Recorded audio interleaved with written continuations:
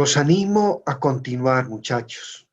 La mayoría de los que se están conectando son jóvenes que trabajan en las parroquias de este territorio. Los animo a continuar. Sé que todos estamos viviendo momentos difíciles. Muy seguramente ustedes, queridos jóvenes, también han sentido muy de cerca el impacto de la pandemia en sus hogares, en sus familias, ustedes mismos, en sus sueños, en sus anhelos, en el estudio. Entonces sé que estamos viviendo una situación muy dura, muy difícil, pero ánimo, adelante. La fe en la persona de Jesús, el viviente, el que vive, el que ha vencido la muerte, esa fe en el Señor que nos acompaña, que está metido en nuestra historia, que va de camino con nosotros, pues nos anime a todos y nos proyecte y nos recupere esa capacidad de soñar y de poner en realidad todos nuestros sueños.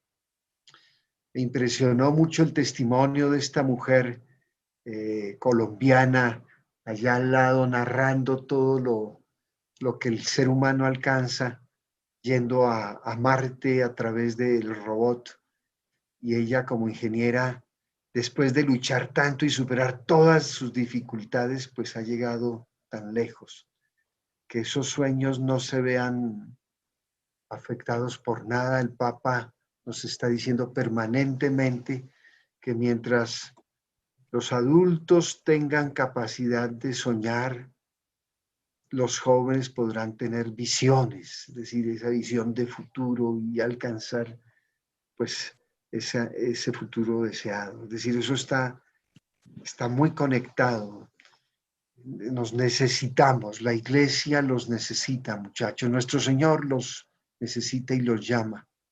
Confía en ustedes para que le recuperemos al mundo esa capacidad de soñar, de tener visiones. Entendiendo por visiones es esa visión de futuro, el poder conquistar el futuro.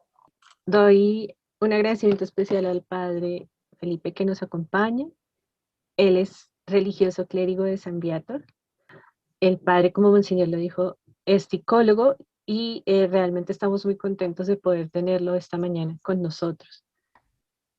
Muy buenos días a todos. Gracias por la presentación. Un saludo muy especial a Monseñor Germán, al padre Carlos, a Leila y a todo este grupo de jóvenes que nos están sintonizando en esta mañana.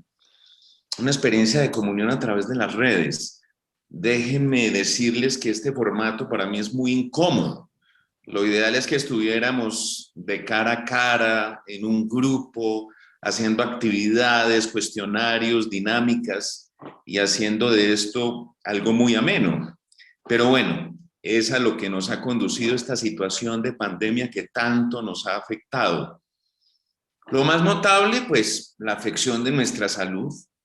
Cuántos muertos, cuántos enfermos alrededor del mundo, el impacto económico, pero también el impacto psicológico que es muchas veces invisible, poco notorio.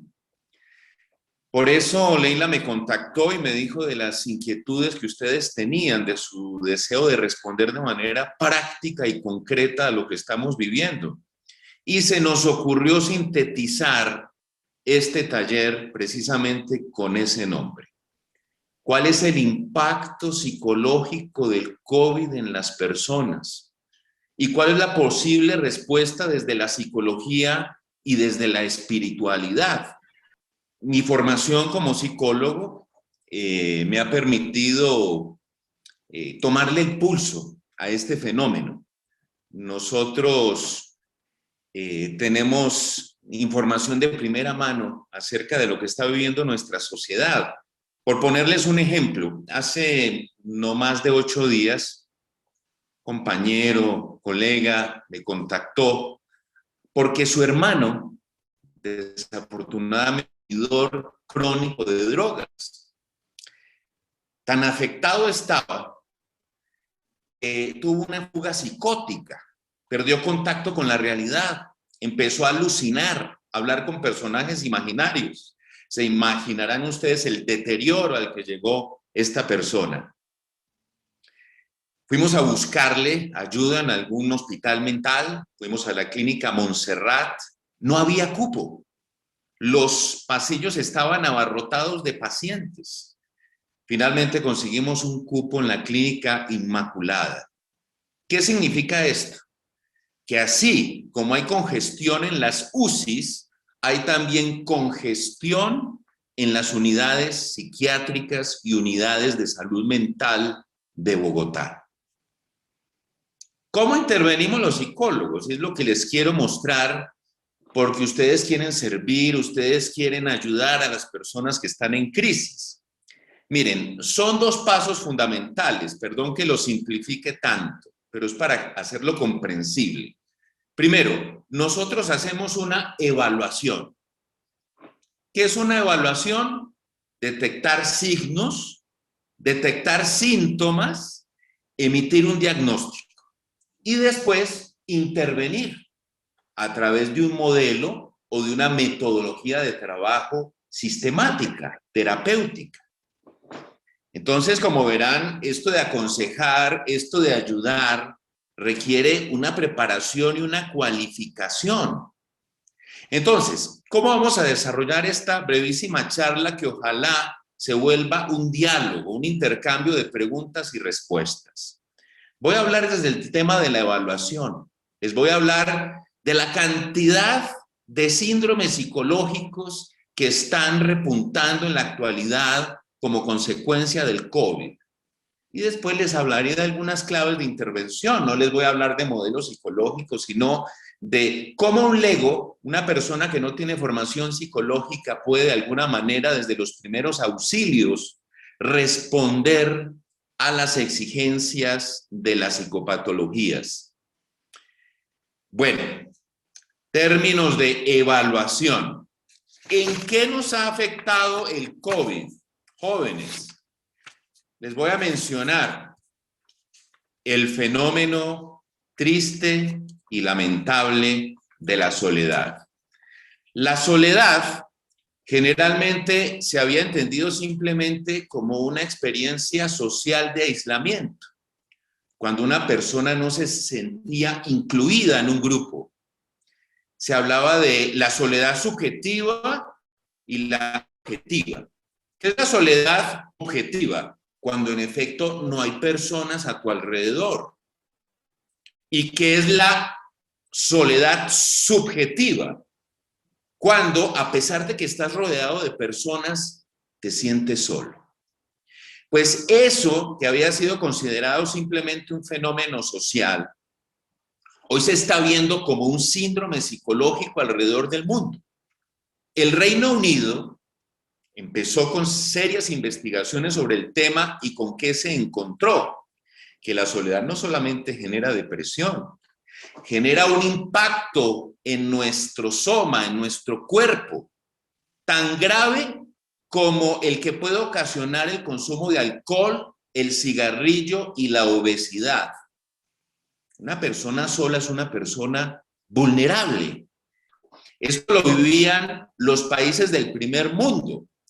Los invito a que alguna vez vean en YouTube un documental muy interesante que se llama La teoría del amor según los suecos, comentada por Zygmunt Bauman, ya fallecido, un excelente filósofo muy crítico de la sociedad actual.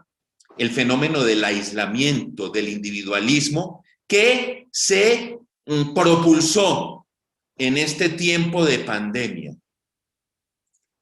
El Reino Unido ha creado una especie de ministerio para atender este problema. Y ustedes que quieren servir y atender a la gente que padece este problema, que es mucha, y generalmente personas de adultos mayores, personas de la tercera edad, ¿por qué no inician una campaña de apadrinamiento de ancianos?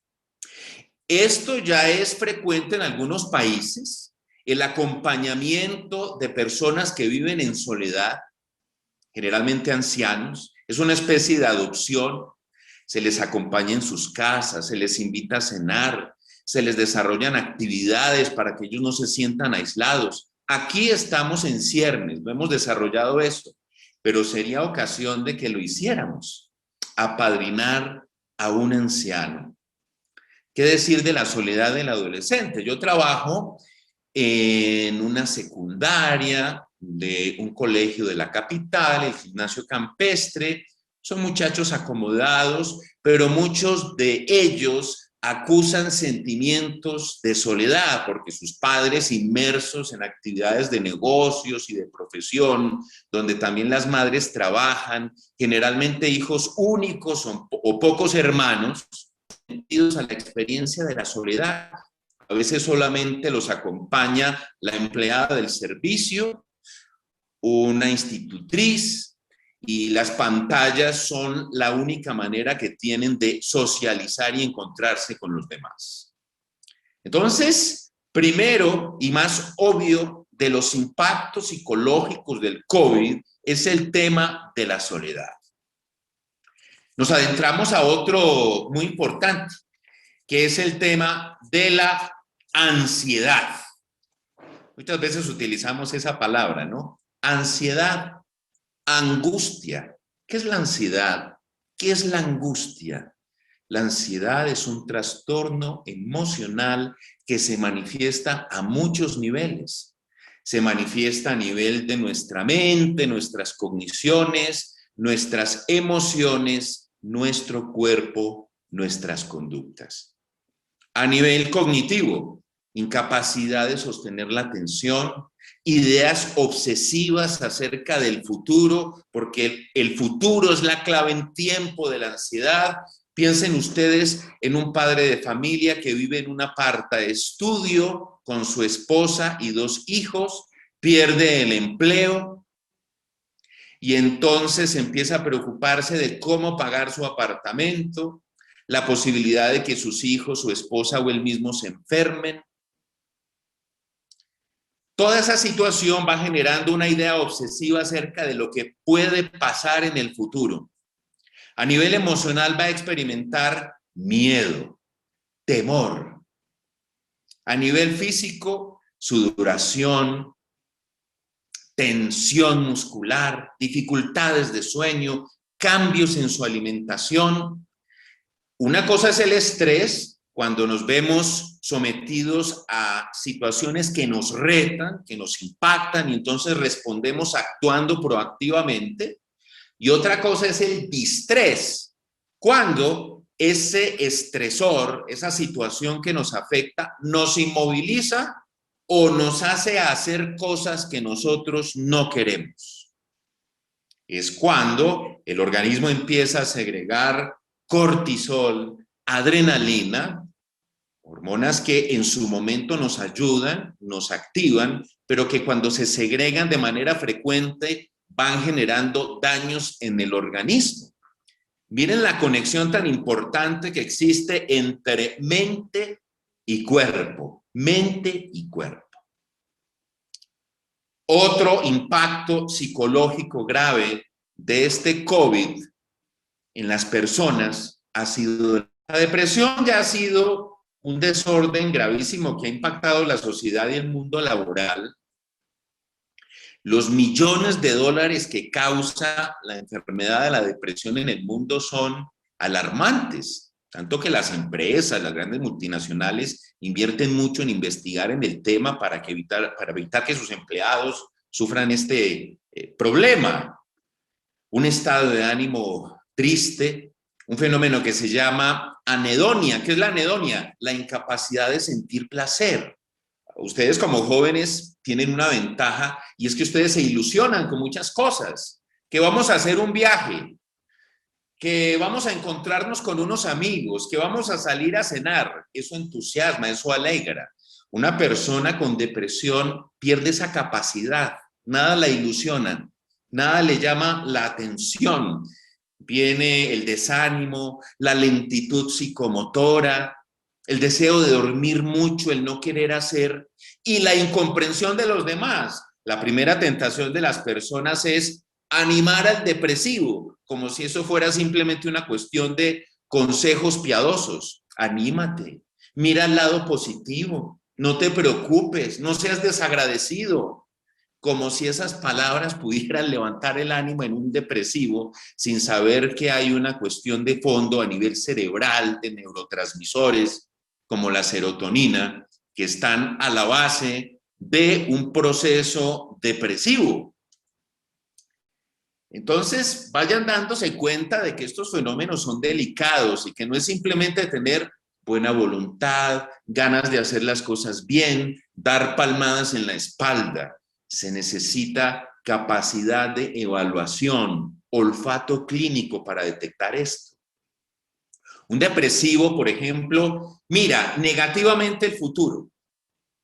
Lo que va a pasar es apocalíptico, negativo y pésimo.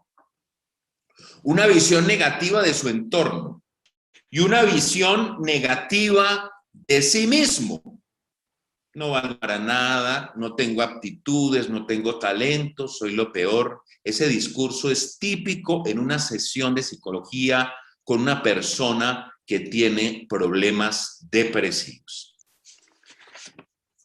También se ha disparado en esta pandemia el tema de las adicciones.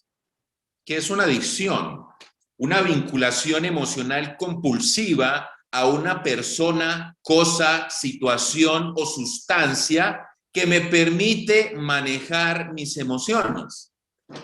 Luego, la adicción, más que un problema de sustancias, es un problema de manejo emocional. Tiene que ver con locus de control, me explico. ¿A quién le atribuyo yo o a qué le atribuyo yo? ¿Por qué estoy triste? Porque me fue mal en el trabajo. ¿Por qué estoy bravo? Porque él me ofendió. ¿Por qué estoy ansioso? Porque probablemente va a ocurrir algo que yo no puedo manejar. Eso es un locus de control externo. Un locus de control interno significa, ¿por qué estoy triste? Pues porque me estoy diciendo cosas negativas. El causante soy yo. Yo me empodero, yo me vuelvo sujeto de mis emociones y entonces decido influir sobre ellas. ¿Por qué estoy bravo? Porque permito que los demás con sus palabras me afecten o me ofendan. Ya lo decían ustedes en las letanías de la humildad, ¿no? Ese deseo de ser estimado, reconocido, el ego entendido como la necesidad aprendida de reconocimiento social positivo, está a la base del locus de control externo. ¿Cómo detectamos una adicción? Bueno, la saliencia. Una persona, una cosa, una situación, una sustancia se vuelven prioritarias en la vida y hace que yo abandone otras esferas de mi existencia. La persona que está obsesionada con esa botella de alcohol, con esa metanfetamina, con esa dosis de cocaína, con esa persona, con esa actividad y lo hace olvidarse de lo demás. Cuando hay modificaciones severas del estado del ánimo, a veces alegre, a veces triste, a veces ansioso, ciclotimia, es decir, un cambio permanente de los estados de ánimo. Cuando hay síndromes de abstinencia, o sea, esa persona no está, esa sustancia no está y yo me desplomo, me derrumbo, no sé qué hacer con mi vida, cuando tengo fuertes recaídas y he intentado mejorar, pero vuelvo atrás. Ahí está presente y demostrado el problema. Otro elemento importante que estamos viviendo en esta pandemia, el fenómeno del duelo, la pérdida de los seres queridos.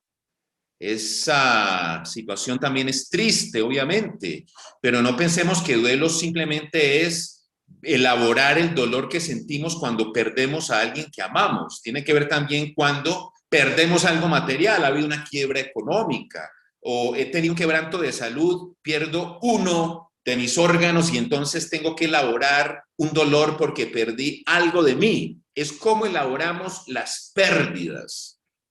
Elizabeth Kubler-Ross, también se las recomiendo, una especialista en tanatología, el proceso de la muerte, el proceso de elaboración del duelo, para los que quieran profundizar en ese tema. Las personas que entran en una serie de fases como la negación, la incredulidad, la rabia, la negociación, la tristeza, la aceptación. Esto es tema de toda una charla, pero también hay que saber eso para poder indagar. El conflicto interpersonal también se ha disparado. Ya desde antes, se los ejemplifico a través de una situación típica. El esposo se jubila, ya no trabaja en la empresa, vuelve a la casa, se siente desocupado y piensa que el hogar se vuelve su nueva empresa y empieza a organizar todas las cosas del hogar, llevando al desespero a la mujer. Porque compras esto, aquí es más barato, ubica este mueble. Y entonces se generan una serie de tensiones y dificultades. Imagínense ustedes qué pudo pasar en esta situación de pandemia, cómo las personas se vieron retadas por la ansiedad y empezaron a desarrollar conflictos interpersonales. Tengo testimonios así de separaciones, divorcios y pérdidas de relación que catapultan a su vez soledad, depresión, ansiedad. Todo esto es recursivo y se retroalimenta, unos problemas llevan a otros.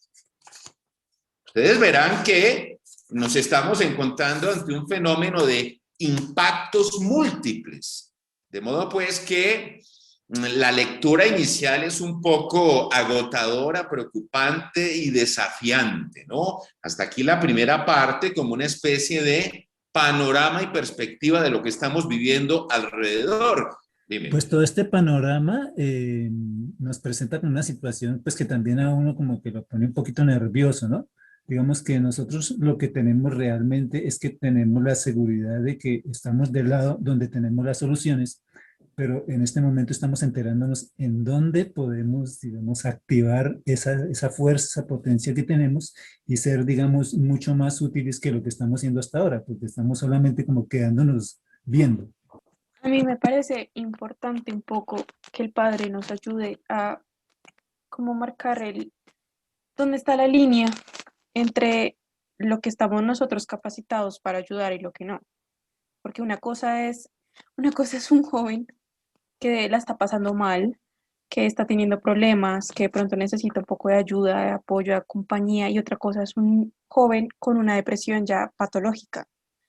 Una cosa es un joven que acaba de perder un familiar y otra cosa es un joven que ya no puede la ansiedad porque ya se está imaginando que el mundo se va a acabar mañana.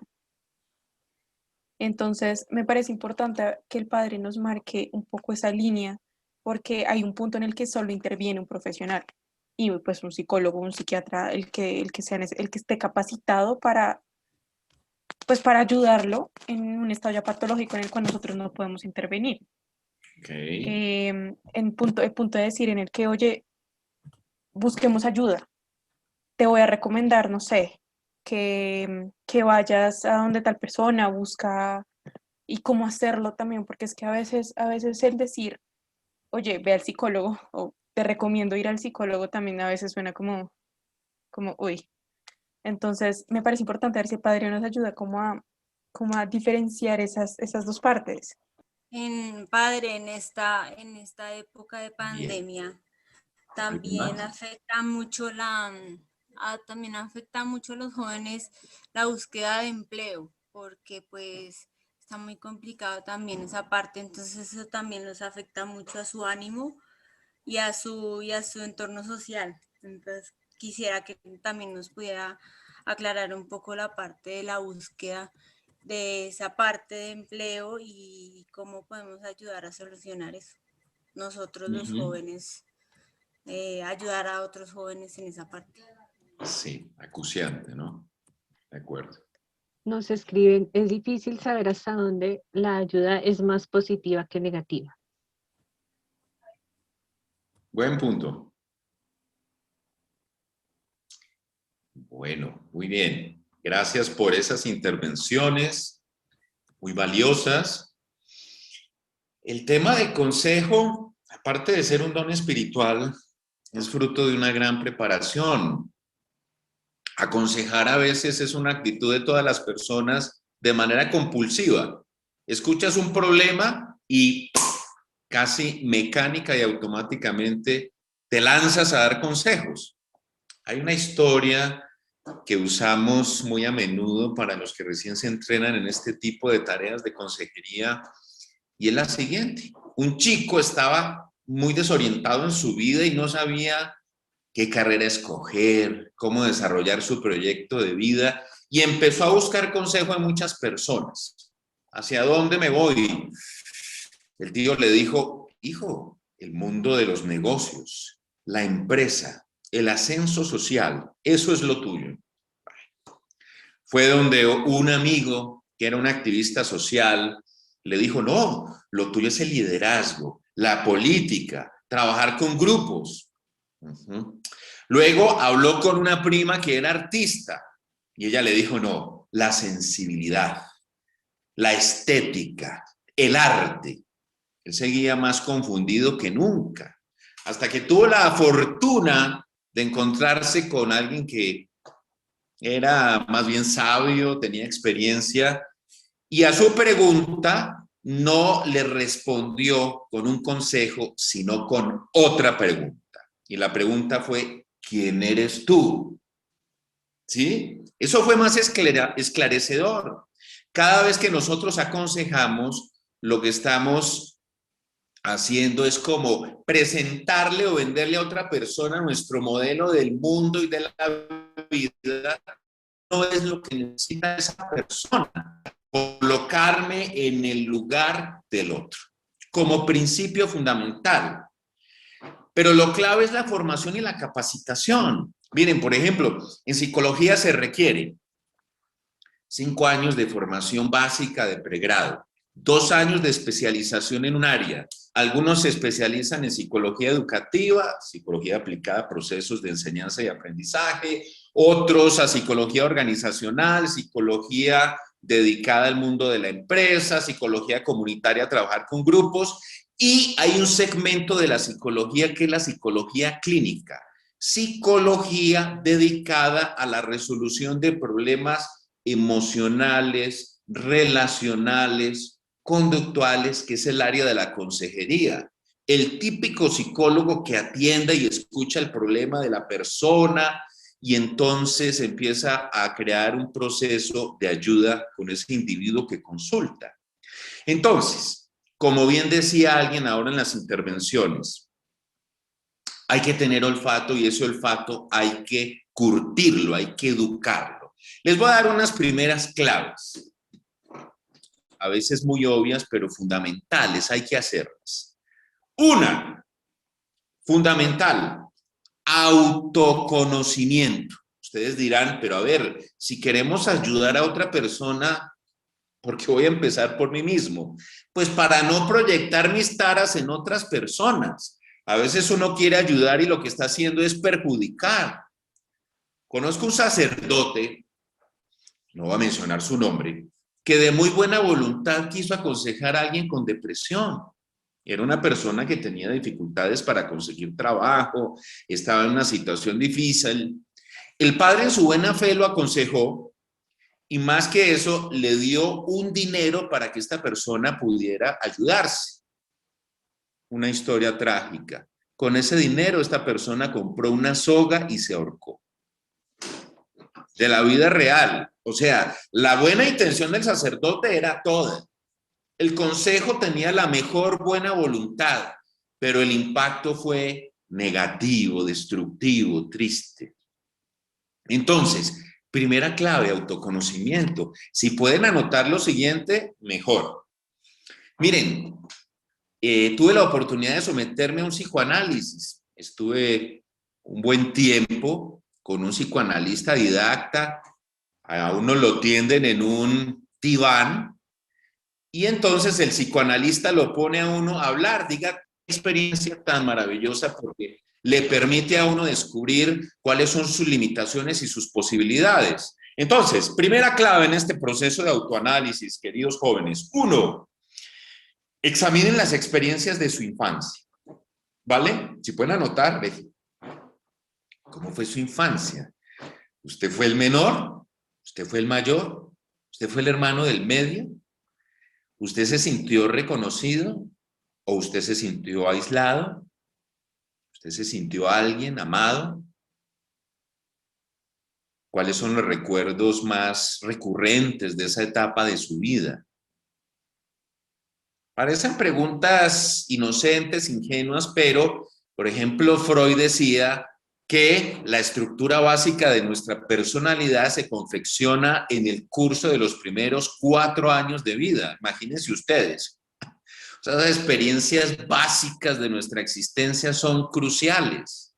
Hay que volver a ese momento de la vida para que yo no me vuelva un proyector en el futuro de mis problemas sobre los demás. Si realmente quiero ayudar, hay gente que ayuda, pero al ayudar perjudica. Hay una anécdota también muy interesante. Había un simio que estaba al lado de un río y estaba empujando a un pez en la orilla. Lo presionaba y alguien le preguntó, ¿pero qué haces? Y el simio dijo, no, es que el pez se estaba ahogando y yo lo salvé, lo saqué del agua. Eso también una metáfora para entender cómo funciona un proceso de ayuda equivocado. Entonces, primera clave, experiencias de la infancia. Segundo, chicos, importantísimo llevar un registro frecuente de sus estados de ánimo, emociones, sentimientos, ánimos, afectos. Esto cambia permanentemente y hay que estar atento a lo que pasa dentro de mí. Las emociones son estados corporales asociados a imágenes mentales y a veces no nos damos cuenta. Pasa toda una mañana y a mediodía digo, oiga, hoy he estado tensionado todo el día. Hoy me he sentido triste y no sé por qué. Hoy he sentido rabia y no sé contra quién. Eso hay que esclarecerlo, hay que registrarlo para poder conocerlo. Otro elemento muy importante es hacer un registro de lo que pensamos.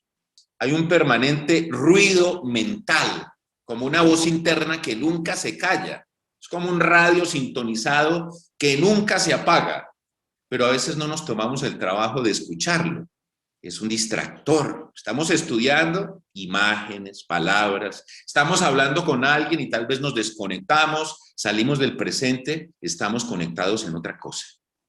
Hacer una relación de pensamientos, de emociones. Y otra clave muy importante, estimados jóvenes, encontrar los patrones. Apenas yo escribo y me doy cuenta de lo que pienso y de lo que siento, empiezo a descubrir cosas que se repiten en mí. Oiga, yo siempre juego a la víctima, oiga. Yo siempre soy el perseguidor, yo juego al salvador. Si no me tienen en cuenta, yo me disparo de rabia. Me cae mal esta persona y esa persona nunca me ha hecho daño. Empieza a descubrir una cosa importante en su vida y es ese inconsciente, esas cosas que nosotros no sabemos de nosotros mismos. Y finalmente, al examinar quién soy, aparece o la estima o la no estima de mí mismo. Una diferencia entre autoestima y autoaceptación, por favor. La autoestima es condicional, la autoaceptación es incondicional. Supongamos que usted es un gran jugador de fútbol y hace goles permanentemente. Se siente orgulloso de sí mismo, se estima porque es un goleador. Hasta ahí muy bien. El problema es cuando usted se lastima la pierna, no puede ser un jugador. ¿Qué pasa con usted? Se desploma. La autoestima es condicional. La autoaceptación es incondicional. ¿Eso qué significa? No importa si lo logro o no lo logro. No importa si a veces lo hago bien y a veces lo hago mal. No importa si tengo o no tengo. En el fondo, yo me acepto a mí mismo a pesar de todo eso. Eso es mucho más liberador y muy sanador en un proceso de autoconocimiento. Esto es un ABC. Es el comienzo de todo. Si no hay un proceso de autoconocimiento, usted no puede ser un consejero, usted no puede ejercer la palabra y la acción en función de la mejora de la vida de otras personas. Entonces, una clave elemental, por favor, estamos en una charla de 1 hora, de una cosa que tomaría años, pero es algo como más motivacional, animador. Desarrollar la empatía en las relaciones humanas. ¿Qué es la empatía? Bueno, ya lo sabemos todos, colocarnos en el lugar del otro, pero una definición más práctica. Descubrir qué siente la otra persona, por qué lo siente y qué hacer al respecto. Eso lo podemos detectar en las palabras que dice, pero a veces eso no es suficiente. Una persona comunica más en el tono de la voz y en los movimientos alrededor del 80% que en aquello que dice. No nos atengamos simplemente a la palabra, el tono de la voz. ¿Cómo amaneciste? Bien. Bien, pues, entre comillas, con ese tono de voz, en la observación, en el contacto profundo con las personas. Otra cosa muy importante, la actitud de escucha. Poder observar lo que piensas, lo que sientes, lo que quieres, lo que haces, cómo te relacionas, y yo poder devolver eso que el otro está manifestando de una manera acertada y profunda. Nada más sanador que sentirse escuchado. Miren, esto que parece tan elemental es el ABC de la consejería. No es aventarse a dar consejos, a dar peroratas, a dar lora a una persona que está en crisis, que esto más la puede dañar que ayudar. ¿Qué sanador es autoconocerse? Ser empático, escuchar. Eso tiene un poder terapéutico brutal y es lo que hay que desarrollar. Eso es lo que hay que cultivar. Si usted no tiene un modelo terapéutico para intervenir y quiere ayudar a una persona. La distancia entre una tristeza y una depresión clínica. La distancia entre una sana preocupación y una angustia generalizada. La distancia entre un problema de enojo y un problema de rabia violenta que requiere tratamiento, pues es un límite muy delgado que requiere ciertos criterios diagnósticos, a veces no a la mano del que no tiene esa formación. Pero si usted cultiva autoconocimiento, empatía, actitud de escucha, está haciendo una labor importantísima con una persona que está en esta situación. Alguien me preguntaba sobre el problema de empleo, el área de trabajo del psicólogo, en el sentido de que estamos hablando de afectaciones psicológicas y emocionales. Eso está más en la línea de problemas económicos. Tal vez la psicología lo auxiliaría en estrategias de entrevista, selección, capacitación de personal en el orden organizacional. Pero hay problemas que nos desbordan, esa es otra cosa muy importante. No podemos tener esa sensación de omnipotencia. Yo solo voy a cambiar los problemas del mundo. No, hay que tener conciencia de cuál es nuestro sector de influencia, cuál es mi verdadera área de impacto, a quién puedo ayudar, a quién puedo afectar y a quién no. Entonces, una buena dosis de humildad, remitiéndonos a la oración de esta mañana. Yo sí quería hacer como un apunte tomando en cuenta un poco, resumiendo un poco lo que acaba de decir el padre, porque a veces cuando hablamos de conocernos a nosotros mismos no sabemos por dónde empezar. Y a mí me parece que bueno, yo soy psicóloga en formación y entonces quisiera hacer como un apunte, y es que todos, casi dan como puro consejo de tú a tú, porque yo también lo he vivido, y es que todos tenemos un punto débil. Todos tenemos, es lo que decía el padre, identificar patrones. A todos nos pasa que, no sé, yo soy súper fresca con todo el mundo y a mí no me importa cómo me hablan, pero a mí me miran feo y mejor dicho, a mí me duele en el alma y ya empiezo a llorar, y todos tenemos un punto débil.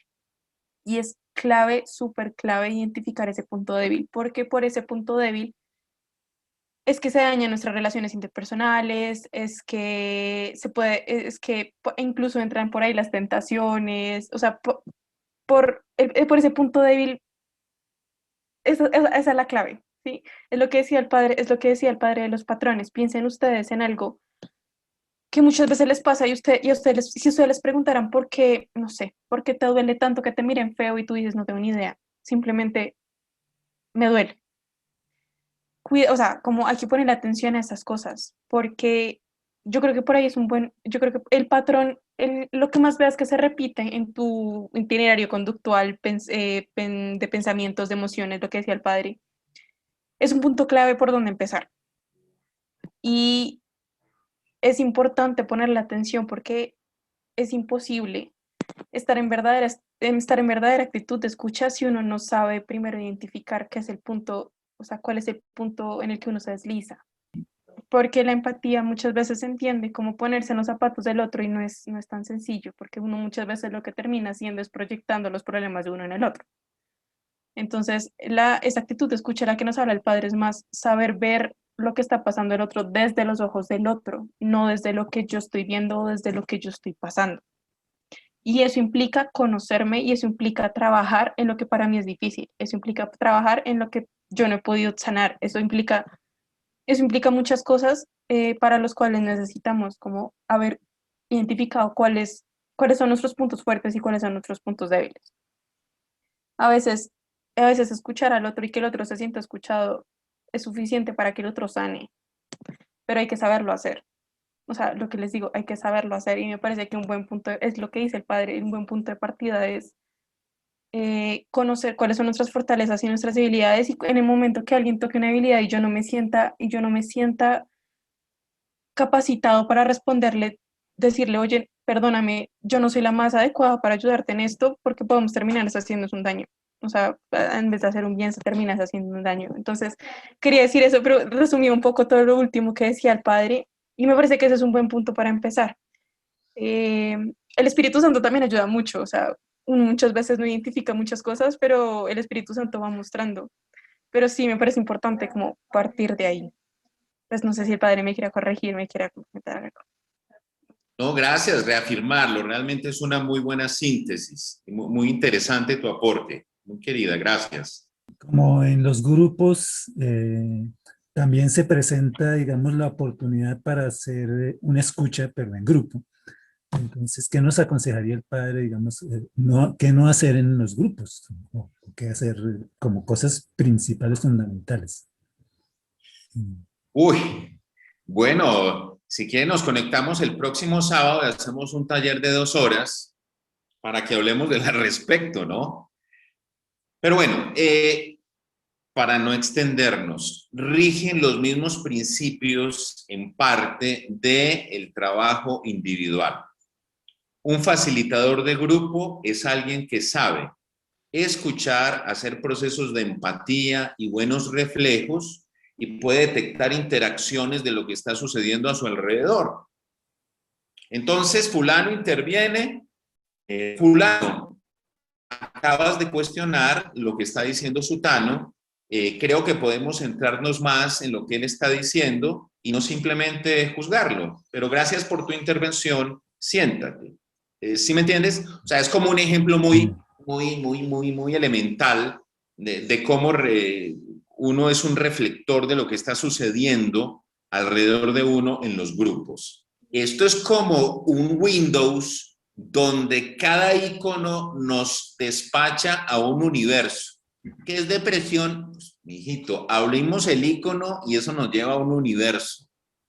O sea, por el tobogán que nos lancemos, nos vamos a encontrar con cantidad de información. Bueno, última recomendación en este campo de la intervención psicológica es mucha lectura y mucha formación. Pero no cualquier tipo de lectura, por favor. No nos vayamos a los anaqueles a buscar psicología de superación, 10 consejos para ser feliz, nueva era, los astros, el zodiaco y yo. No, eso no sirve, ¿no? Eso es pseudociencia. Ustedes cuando vayan a tomar un libro de psicología, por favor, fíjense quién es el autor, cuál es su procedencia académica, su trayectoria, que sea un trabajo de calidad para que ustedes reciban información fidedigna, no cualquier sandez que no los va a llevar a ninguna parte. Esos libritos que uno ve que uno compra, no, no los compro, que ve uno en los anaqueles de los supermercados. Sí, no, eso es el testimonio de Virginia Vallejo de su realización personal. No, eso no es. Debe ser muy selectivo en lo que leemos. Academia, pues cursos, formación, documentales para saber olfatear qué es una depresión y darse cuenta, uy, este compañero está en una caída libre, hay que impulsarlo, hay que derivarlo a un profesional, hay que hablar con la familia. Los medicamentos a veces son necesarios, ansiolíticos, antidepresivos, saber esos nombres, no para prescribirlos porque eso no es posible si no tienes una licencia, pero sí para aleccionar a una persona en el sentido de no se asuste, no es que usted esté demente, sino que toda persona en el proceso de su desarrollo vive crisis y a veces necesita un impulso y una ayuda, y eso es normal. Desde el punto de vista de la espiritualidad, ¿qué nos ofrece la experiencia religiosa? Una doctrina, una ética, un culto. En la doctrina, el mensaje cristiano, contenido en la Sagrada Escritura, en el mensaje de los santos padres, en el magisterio de los papas y de los obispos. En eso también hay que informarse. Antes de que aparecieran los grandes psicólogos, existían los grandes místicos. Teresa de Ávila, Juan de la Cruz, los grandes padres del desierto. Esas introspecciones que hacían estas personas, muy al comienzo de la era cristiana, había unos hombres que hablaban de la asidia como octavo pecado capital, y lo que estaban describiendo era el proceso, la depresión, la desmotivación, no querer hacer nada. Y ellos ya leían y hacían terapias en ese tipo de trabajo. Luego, la espiritualidad es una indagación en la interioridad de la mano de Dios, que es por sí misma terapéutica y sanadora. Muchos especialistas ya hablan, y no son necesariamente creyentes, de la inteligencia espiritual. No es lo mismo tener fe que no tenerla. Los procesos emocionales de una persona con fe son diferentes. No es lo mismo concebir un absoluto, un sentido de trascendencia, que creer que todo termina en la nada. Imagínense eso, lo que impacta en temas como ansiedad y depresión. Es saber que Dios nos acompaña. El antidepresivo espiritual es saber que Dios me ama. Entonces, ese mensaje cristiano es crucial.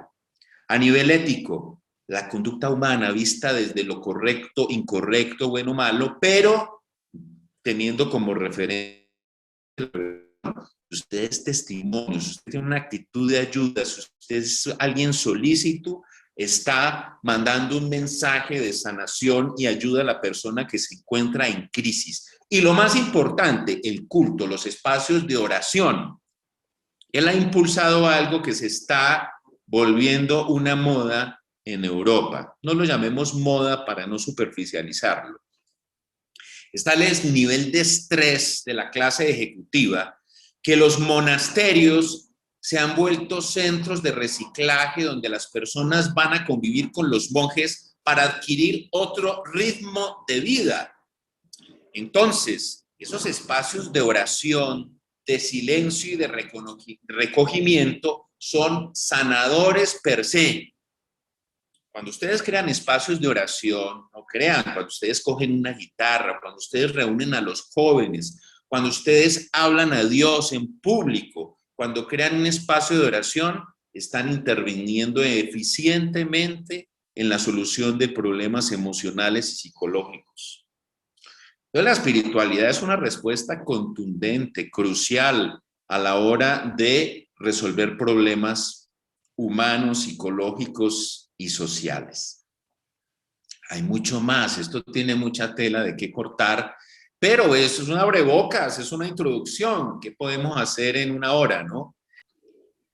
Preguntar, digamos, si hay una persona que tiene una depresión ya diagnosticada muy fuerte, digamos, ¿cómo sería la forma como más acertada para uno entrar y de pronto ser un apoyo para esa persona? Ajá. O sea, ¿cuál sería como ese primer paso para entrar a la Claro. persona? Bueno, primero, detectar si en efecto es una depresión, ¿no? El tema de la evaluación. Segundo, no te lances a aconsejar, no uses frases de cajón, no te pongas en el plan de supérelo, de escucha, sé empática, apoya, haz presencia, comprende. Esa cercanía es más potente que 1000 palabras, ¿sí? Entonces no juegues a psicóloga si no lo eres. Y si es el caso, pues derivar a un profesional especializado para iniciar un tratamiento sistemático, efectivo y real, ¿sí? Que muy seguramente requerirá medicación, terapia a veces familiar, individual, y no meternos en camisa de 11 varas, ¿sí? Bueno, del trabajo, les decía que eso excede el propósito del trabajo de esta charla. Es un fenómeno económico, el disparo del desempleo, que se ha propulsado en todos los países del mundo hasta 2 dígitos. Hasta Estados Unidos fue declarada economía emergente, siendo primera potencia económica del mundo. Imagínense qué será del África, del Asia y de América Latina. La psicología que ofrece procesos de entrevista, selección y capacitación y todo el impacto emocional que supone no poder conseguir el empleo o el manejo de las emociones que inciden negativamente en la consecución de un empleo, pero más no puede hacer. Les decía que no somos omnipotentes, no podemos resolver todos los problemas y hay que atacar las cosas en la medida de lo posible.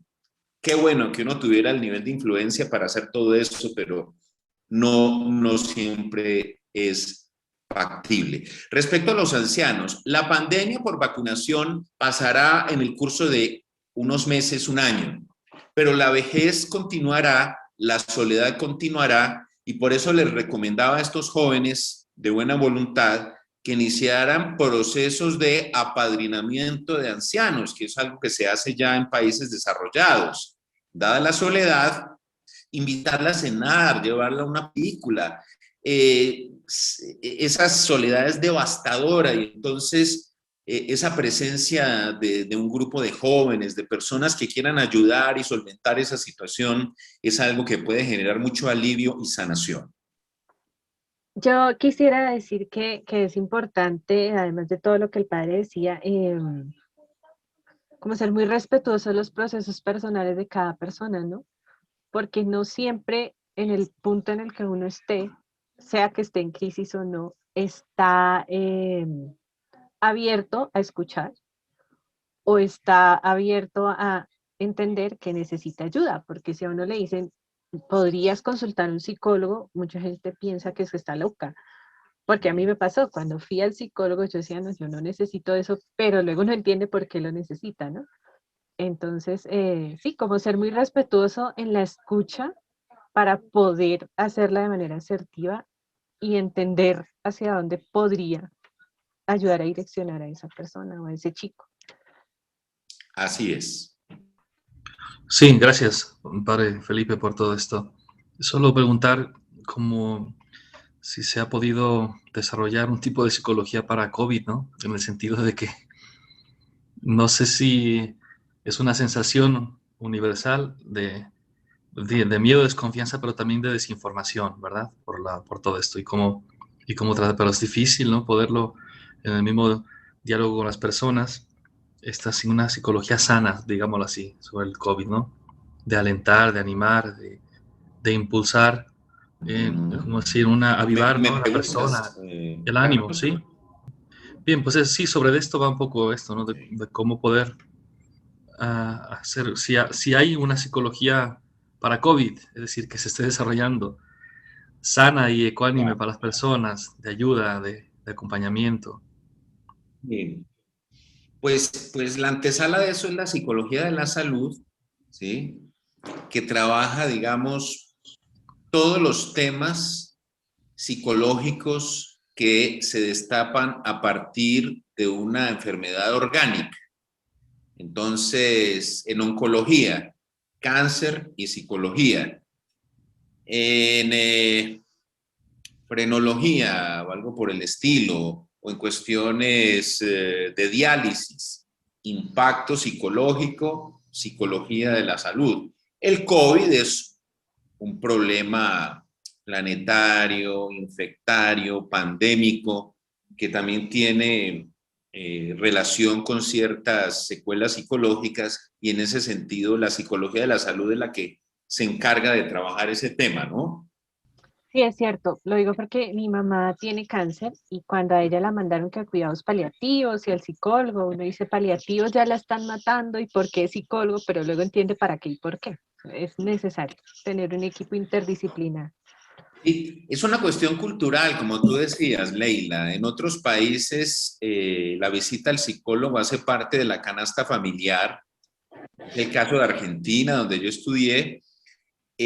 Las personas van recurrentemente al psicólogo y la gente habla de ¿y cuál es tu psicoanalista y cómo te está ayudando? ¿No? Más o menos así lo manejan, hace parte del día a día.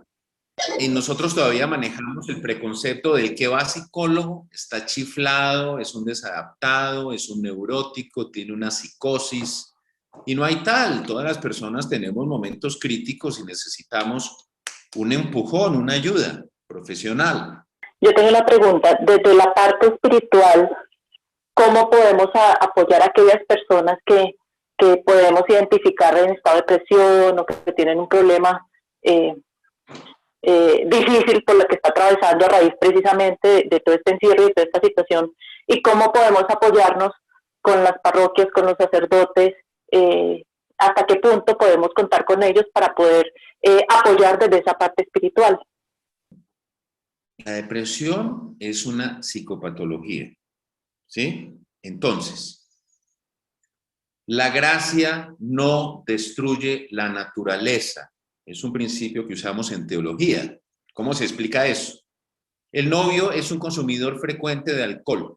La novia guarda la esperanza de que después del sacramento del matrimonio, por la gracia santificante, su novio, por arte de magia, dejará de consumir alcohol. La gracia no destruye la naturaleza. Después del sacramento probablemente beberá igual o peor que antes. Lo mismo pasa con la depresión. No pensemos que la espiritualidad es un fenómeno sobrenatural que cura cosas de manera mágica. La depresión requiere un tratamiento serio. Por ejemplo, yo trabajo con pacientes bipolares en la Federación Colombiana para la Salud Mental. El tema religioso a veces los puede agravar. Cuando alguien toma el discurso religioso de manera obsesiva y alguien desarrolla una locura mesiánica. Me pasó en un grupo de apoyo de bipolares. Alguien se obsesionó con lo religioso y generó un odio profundo por los sacerdotes y me amenazaba de muerte. Tuve que cambiar de grupo, obviamente. ¿Por qué? Porque hubo una mala digestión de la información religiosa. O sea, con eso hay que ser cauteloso. Personas con paranoias religiosas, eso hay que darlo de manera dosificada y sana porque puede generar más problemas que otras cosas. Entonces, el primer paso es una intervención humana psicológica, ¿sí? Es como una recomendación muy elemental. Respecto a la pregunta de Adriana, se me hace importante apuntar algo, y es que muchas veces a nosotros los jóvenes nos pasa que es que usted cómo va a estar triste si usted no cree usted no cree en Dios, entonces ¿cómo es que está triste? Y yo sí, y porque he visto también que a jóvenes de compañeros míos les ha pasado, y muchas veces yo sí quiero hacer énfasis en que el hecho de tener fe no exenta a una persona de tener un corazón un poco triste en una etapa de su vida. Es decir, se puede tener fe y se puede estar deprimido, se puede tener fe y se puede tener ansiedad, se puede tener fe y se puede ser bipolar. Y no tiene absolutamente nada que ver lo uno con lo otro. El tema de las patologías de salud mental es un tema bioquímico de funcionamiento físico, fisiológico, ¿sí? Cosas que uno no controla. Y me ha pasado muchas veces que hay jóvenes que terminan peor, pues que usted cómo va a estar triste si usted no cree en Dios. No tiene nada que ver lo uno con lo otro. Y lo que decía el padre, así como cuando uno se necesita confesar va donde un sacerdote, cuando uno necesita solucionar problemas de salud mental va donde un psicólogo. Y creo que no se puede mezclar una cosa con, bueno, el caso el padre psicólogo y sacerdote, pero sí, pero no se puede cometer el error de mezclar uno con lo otro. Yo creo que el aporte de la espiritualidad a esto sí ya es más experiencia personal. Y estamos en Cuaresma, viene Semana Santa. Yo creo que es muy distinto llevar una patología de salud mental es difícil, es duro, la vida se le revuelve a una persona, pero creo que es muy difícil llevarlo con un sentido cristiano a no llevarlo con un sentido cristiano. ¿Qué podemos hacer nosotros desde un acompañamiento? Porque es que nosotros no se lo vamos a solucionar. ¿Qué podemos hacer nosotros desde un acompañamiento? Invitar a mirar a Jesús en la cruz. Estamos en Cuaresma, o sea, estamos en Cuaresma y creo que es muy importante saber que Jesús lleva la cruz con uno. Invitarlo a ver que el Rey de Reyes está crucificado y ¿sí? Que eres salvo por eso y que te acompaña y que Él sabe y que Él se hizo hombre porque y entonces entiende tu sufrimiento en carne y hueso. Creo que es muy difícil tener ese sentido cristiano del dolor, mirando un poco la cruz de Jesús y aprovechando que estamos en Cuaresma además, y que viene Semana Santa, a no llevarlo así. Creo que eso es eso ya es experiencia personal, pero pues ahí se los comparto. Gracias, muy pertinente todo lo que dices. Bueno, el padre nos aconsejó lo de poder abrir, digamos, actividades digamos, con ancianos. Nosotros en el área donde estamos, pues hemos tenido oportunidad, digamos, de ir a visitar, por ejemplo, niños con síndrome de Down en alguna casa. Hemos tenido también la oportunidad de ir a donde hay niños huérfanos y también hemos tenido la oportunidad de ir donde hay niñas que están retenidas, pues, porque han cometido, pues, actos que las hacen que estén encerradas por un poco de tiempo. Entonces, eso, digamos, nos ayudaba a nosotros, digamos, o ayudaba a los jóvenes, porque los jóvenes, digamos, tienen como una actividad, o sea, tienen una actitud muy positiva y entonces ayudan a esas personas. Pero como estamos en esta época de COVID y estamos esperando, digamos, de que post-COVID, o no sé si antes, porque el padre decía que se siente triste porque todo esto toca hacerlo virtual, entonces tenemos que esperar a que podamos salir. Pero digamos, como que, digamos, sí sería favorable, digamos, después de este post-COVID y después de todos estos eventos que se están presentando, ir a ir con los jóvenes a esos sitios, o sea, porque los ancianos son un poco como más favorables para los jóvenes, pero no sé si los otros grupos también pueden ser favorables en las visitas. Ya, interesante. O sea, ¿estás formulando una pregunta o sí, es una pregunta, porque no sé si, reflexión? digamos, si los ancianos son como la primera opción, pero digamos, ¿cuál sería como el orden o si habría algunas restricciones, digamos, adicionales psicológicamente, ¿no? Porque el COVID nos tiene frenados. Nos tiene frenados, el adulto mayor es paciente vulnerable, el contacto social se disminuye ostensiblemente, luego es difícil salvar esas circunstancias. Por eso la propuesta es entender que el fenómeno de la soledad del anciano existía antes del COVID y existirá después del COVID.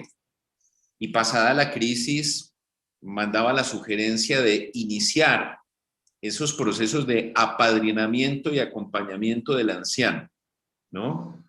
Que vive en soledad. Sí, cuántas cosas quisiera hacer uno, pero no es fácil. O sea, la pandemia nos tiene atados de manos. Padre, tengo una pregunta.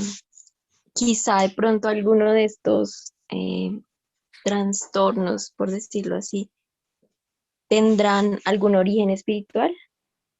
¿Puede ser así? Si se trata de una espiritualidad auténtica y genuina, la espiritualidad no tiene que ser fuente de trastorno psicológico, sino de plenitud personal. Una espiritualidad sana lleva a la integración humana y social. Si es una distorsión religiosa, si es un prejuicio, si es un religionalismo, si es un fanatismo que nada tiene que ver con la espiritualidad, es fuente de desorden, destrucción, violencia y desintegración. Hay que apuntarle a la autenticidad espiritual. Yo sí quería decir algo, es que la virtualidad puede ser en este momento un camino para ir armando la salida a la presencialidad. Es decir, por muchas cosas podemos hacer ahora para preparar, digamos, formas de alternar, digamos, la virtualidad con la presencialidad, que pues en este momento no hemos como comenzado, pero sí creo que sí se puede hacer. Podría preguntar que hasta qué punto las redes sociales o autoestima la motivación o bajan, ¿no? En ese sentido, están influyendo tanto que creo que sería otro tema para hablar, pero respecto de esto, ¿cómo influye tanto en las emociones personales hoy en día? Más que nada, más que no antes, ¿no? ¿Es pregunta? ¿Es una pregunta, Carlos? ¿O es tu apreciación? Sí, es un comentario, pero también puede ser una pregunta, sí. Me gustaría también lo que usted piensa, Padre Felipe, sobre esto, pero sí, en el aspecto psicológico, ¿no? ¿Cómo está afectando cada vez más estos medios sobre todo las redes sociales, de la autoestima y la automotivación? ¿Cómo han influido tanto más en esto? Como dice un principio del Evangelio, no es lo que viene de fuera lo que contamina al hombre, sino lo que viene de dentro. La informática en sí misma es un recurso neutral. Tú entras a una biblioteca y tienes un universo de información. ¿Qué haces con eso? Puedes irte a leer en técnicas de suicidio, técnicas de homicidio, o puedes ir a aprender medicina. Entonces, el problema no está en las redes ni en la informática. El problema está en la sanidad del corazón del ser humano que utiliza sabia o neciamente ese recurso. Entonces, es un medio, como todo lo que está a nuestro alrededor. La energía atómica puede servir para desarrollar medicina nuclear o puede ayudarnos tristemente a acabar con el planeta a través de una autodestrucción.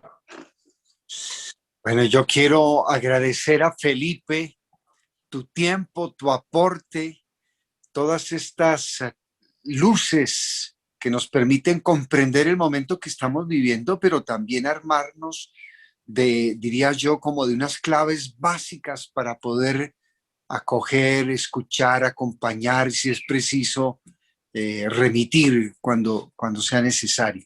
Yo quisiera subrayar la importancia de la experiencia comunitaria, la importancia de esos espacios comunitarios sanadores. Un buen grupo juvenil puede ser terapéutico, diríamos, sin grandes técnicas. La sola atmósfera fraterna, comunitaria, las relaciones sanas. Entonces, las buenas relaciones, diríamos, atmósferas relacionales sanas pueden sanar. Entonces, me parece importantísimo esto que nos has dicho, y yo los animo a todos a continuar. Gracias de verdad, Felipe, por esta claridad, por esta franqueza en la comunicación, por compartirnos pues tu experiencia de largos años. Y ojalá nos sigas acompañando en otros espacios. Muy valioso. Gracias, Monseñor, con gusto. Bueno, muchachos, bendiciones, a continuar con este proceso. Adelante.